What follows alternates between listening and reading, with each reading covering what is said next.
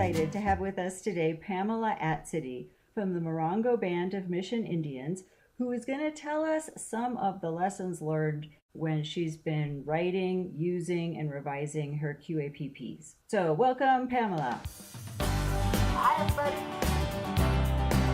Can you tell us what you wish you would have known when you started working with quality assurance project plans? How about this? When I first started working with the air quality programs, I wish I knew how to read a QAPP. I wish I knew what it was. Essentially, it's an outline to how your program is going to be run.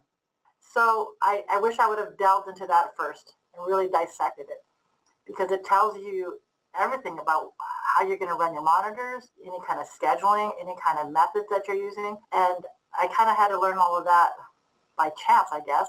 And if I would have really have gone straight to my QAPP, I would have learned all that. So you came into a program where there was an existing QAPP.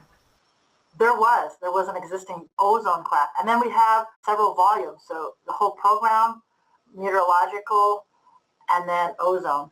And then I ended up writing a PM QAPP. Even though we're not regulatory for PM, we ended up writing that because we wanted to eventually become regulatory.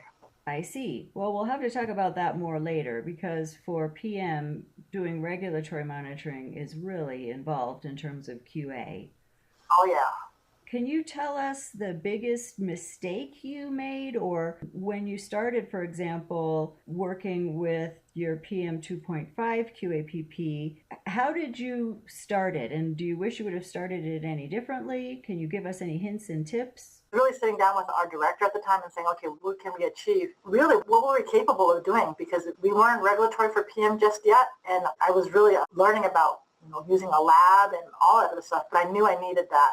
So it's just taking the time out to learn what possibilities we could do. And because we weren't regulatory, I wanted to be regulatory, everything that, the minimum, I guess, that we needed to become regulatory and what steps we needed to do to go in that direction. A lot of people are under the gun in terms of a schedule for writing a QAPP.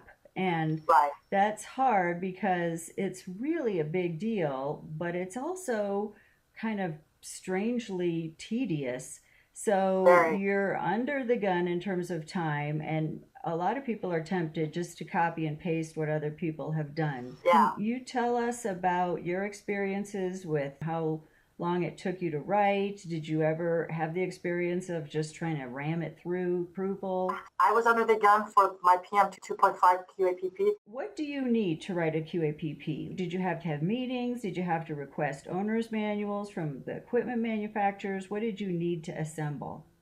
Definitely having owner's manuals, checking their methodologies, working with manufacturers just to see where it fits into the QAPP, what requirements it's meeting. And then too, for like the labs, we had to work extensively with the labs, making sure that they're in compliance with all of your minimum standards. So that has to be also written into the QAPP, and having, I think, even a copy of their quality management plan and certain other documents that they have to house and keep us updated with. I didn't even know we had to do all that. There's so many different things, with like a refrigeration system, your lab scheduling, your lab return time, and understanding really what you do with those filters. It was a little bit of a learning curve, but it did help me understand the whole process that we need to be regulatory. And it was going to require a lot of time to set aside. Not only, it was no longer just attending to a band monitor anymore. It was now adding a co-located monitor that requires chain of custody to labs and working with the labs and choosing the correct lab and making sure they were in compliance. It dealt with a lot of unforeseen issues that I didn't even realize it could exist. So I think at the end, in creating that QAPP, what it did for me is it helped me solidify the goals of our PM monitoring program. And now I think it makes it a whole lot stronger. So with our technical system audit, everything's outlined in that QAPP and it's easily traceable. Everything is so outlined nicely that when we have a technical system audit, no questions about where our data is coming from, how is it looking, and what our lab look like, refrigeration process, the holding times, the shipping times, and what they call cradle to grave of a filter, the whole process of maintaining that and having tracking on that. It was such a huge process that writing that QAPP really did help me understand that and creating a PM monitoring program that was very solid.